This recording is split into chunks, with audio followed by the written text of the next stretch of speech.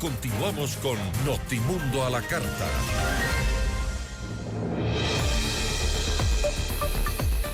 Las autoridades ecuatorianas invitaron a la Unión Europea a desplegar la misión de observación electoral para las elecciones generales del próximo 9 de febrero.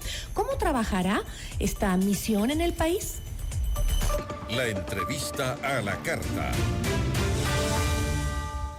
Está con nosotros José Antonio de Gabriel, jefe adjunto de la misión de observación electoral de la Unión Europea. José, qué gusto, gracias por estar con nosotros. Buenas tardes, Gisela, muchas gracias por invitarme. A ver, la misión está encabezada, entiendo, por Gabriel Mato. Él es diputado del Parlamento Europeo, quien ha expresado, según lo que estaba leyendo, dijo: no somos ajenos a las circunstancias que rodean el proceso electoral. He podido reunirme con autoridades electorales, candidatos presidenciales y organizaciones de la sociedad civil para tener una primera visión de cómo se van desarrollando las cosas en el proceso electoral. ¿Cuáles son las responsabilidades en concreto de la misión de observación europea? Bueno, nosotros hemos firmado un acuerdo con la Unión Europea, con el CNE y también con el gobierno del Ecuador, y son las funciones típicas de una misión profesional de observación electoral. Nosotros lo que queremos hacer es una foto que retrate lo que ha sido el proceso electoral, lo positivo, lo menos positivo, lo criticable, lo mejorable. ¿Y cuál es el campo de acción? El campo de acción es todo lo que afecta al proceso electoral. La legislación electoral, el registro de electores, el registro de candidatos, es decir, la inscripción de candidatos, la cobertura de los medios de comunicación, si es más o menos equilibrada, más o menos sesgada, el papel de las redes sociales en la campaña electoral, que es cada vez el campo de juego más dominante de las campañas en los tiempos contemporáneos en todo el mundo, y también, por supuesto, el desempeño de las autoridades electorales. ¿Qué medimos? Medimos transparencia, medimos neutralidad, imparcialidad y sobre todo que se creen las condiciones para que los ciudadanos estén tranquilos de que su voto se cuenta y se publica, y que eso es lo que determina y no ninguna otra cosa quiénes son las autoridades electas en el país. ¿Y con qué autoridades electorales se han reunido ya por parte de la misión europea y si han tenido toda la apertura de estas autoridades? Con todas, es decir, desde el principio estamos en contacto con el Consejo Nacional Electoral, pero no solo con el Consejo, con todas las direcciones que se encargan seccionalmente o sectorialmente de los distintos aspectos que cubre el Consejo, y también en todas las provincias de la República. Nuestros observadores están desplegados ya desde hace un mes y encuentran a las juntas electorales provinciales, a los delegados del CNE en las provincias y a todos los demás funcionarios. Por lo tanto, nuestra cobertura es total del país y constante. Tengo aquí que son un total de 100 observadores procedentes de 25 estados miembros de la Unión Europea, así como de Noruega y Canadá. La misión está coordinada por un equipo de 10 expertos en distintos ámbitos electorales, y el domingo 12 de enero los primeros 38 observadores de largo plazo fueron desplegados por todo el territorio ecuatoriano para garantizar una cobertura completa y equilibrada de las distintas regiones del país, tanto de zonas urbanas como rurales. Esto es lo que dice en la página oficial de la Unión Europea. ¿Este despliegue ha sido sencillo? ¿Han tenido el apoyo y la apertura necesaria? Absolutamente, es decir, si hay un país acogedor, ese es el Ecuador, y nosotros nosotros lo hemos, ustedes lo saben, y eso nosotros lo hemos sentido. Es cierto que en el país desde hace ya tiempo existen en algunas zonas, sobre todo, unas condiciones de seguridad delicadas, ¿verdad?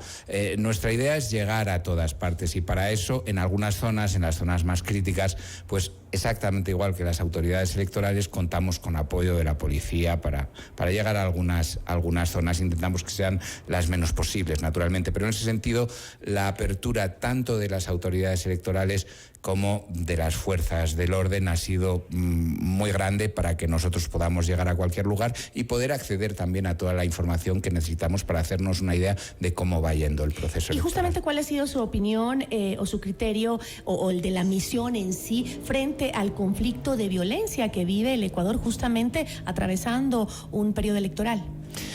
Mire, yo estuve aquí en el año 23, en las elecciones que sucedieron a la muerte cruzada unas elecciones que estuvieron marcadas por un episodio trágico como fue el asesinato del candidato Villavicencio. No estamos ante algo nuevo, hay una situación de violencia en muchas zonas del país que afecta a todos los ámbitos de la vida y también al electoral, evidentemente. Pero claro, nosotros creemos que las elecciones siempre tienen que seguir, que no se pueden interrumpir, que lo que hay que hacer es crear las condiciones para que los ciudadanos el día 9 puedan libremente acercarse a las juntas receptoras de voto y expresar su preferencia. Y también, desde luego, para que durante la campaña electoral los candidatos puedan, con las menores interferencias posibles o con las menores, mejor dicho, restricciones posibles, solo aquellas derivadas de un buen sentido, de una prudencia necesaria, hacer sus actividades proselitistas en todo el país. Lo estamos valorando, lo estamos midiendo y evidentemente esto formará parte, como no, de nuestra declaración preliminar, que se producirá unos 2 días después de las elecciones. ¿Y hasta el momento han observado, han detectado algún tipo de irregularidad dentro del proceso? Hombre, a nosotros lo que nos gusta es acumular información, analizarla bien y luego, en el momento dado, dar una foto global. Es decir, contrariamente al periodista, que es una profesión que yo personalmente admiro al máximo, el periodista busca la noticia, aquello que salta y que puede resultar llamativo e interesante para la audiencia. En nosotros, nuestro papel se parece más a alguien que evalúa algo de manera global y trata de señalar lo que está bien, lo que está menos bien y lo que hay que mejorar, ¿verdad? Y para eso lo que necesitamos es tener una visión a lo largo del tiempo y no ir pronunciándonos tanto en las primeras fases. En ese sentido, la prudencia es casi una obligación del observador para no resultar un elemento de injerencia en la campaña electoral. Entiendo. Porque al fin y al cabo la campaña electoral es de los candidatos para los ciudadanos, no de los observadores. Ahora, pero sí tiene una cierta percepción que le permite el trabajo en territorio, ¿no? ¿Cuál es el ambiente electoral, digamos, ya en territorio? Bueno, más que de ambiente, yo hablaría de algunas cosas concretas. Un elemento fundamental son los preparativos electorales, es decir, ¿está la administración electoral preparada para las elecciones? ¿Hay condiciones para garantizar un proceso transparente en lo que se refiere al recuento de los votos, a la publicación de los resultados? En este sentido, el domingo pasado se produjo el segundo simulacro, que es, por decirlo así, un ensayo general de las elecciones. Y nosotros lo observamos tanto en el territorio como en Quito, en el ámbito central, y desde luego vimos que sí, que existían grandes garantías de transparencia, que es algo que a nosotros como observadores casi lo que más nos preocupa, porque al fin y al cabo es lo que va a generar la confianza en los resultados, y en ese sentido lo señalamos. Desde luego que hay preocupación por la situación de violencia. Nosotros ya lamentamos el trágico asesinato del alcalde de Aranillas. Ha habido algunos incidentes menores también. En este sentido, la violencia, desde luego, no tiene espacio en las elecciones democráticas, y esperamos y confiamos en que se mantenga dentro de ciertos límites en las 2 semanas. Entonces, hasta ahora ha visto una preparación del proceso electoral que ha sido efectiva. El colmo fuera que no sea así, porque tienen como 8 elecciones, ¿no? Cerca de 8 o 9 elecciones que ha realizado este Consejo Electoral. Bueno, en ese sentido sí, desde luego que los preparativos son muy buenos.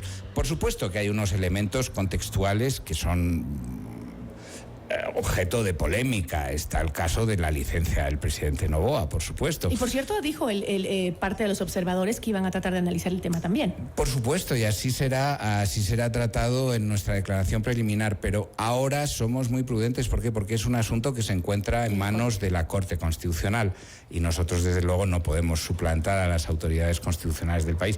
En este sentido, vamos a ver, ha habido ya una reunión sobre este tema de la Corte Constitucional, sobre el decreto 500, concretamente, que es el que le otorgó la primera ausencia temporal del presidente Noboa para hacer campaña, y entonces estamos a la espera de ver cuál es la decisión de la Corte Constitucional, desde luego. ¿En los próximos días se van a sumar más observadores en el país? Sí, a medida que nos acercamos a la jornada electoral, pues viene más gente de Europa, hasta llegar a esos un poco más de 100 de los que hablamos digamos. Vendrá también una delegación del Parlamento Europeo. Veía que su anterior invitado era un candidato al Parlamento andino, pues son, digamos, organizaciones espejo y se van a sumar a nuestra misión. Yo le agradezco muchísimo por habernos acompañado y espero que tenga una buena estadía y que puedan cumplir a cabalidad con su labor. Muchísimas gracias, Gisela. Nos acompañó José Antonio de Gabriel, jefe adjunto de la Misión de Observación Electoral de la Unión Europea. Notimundo a la carta.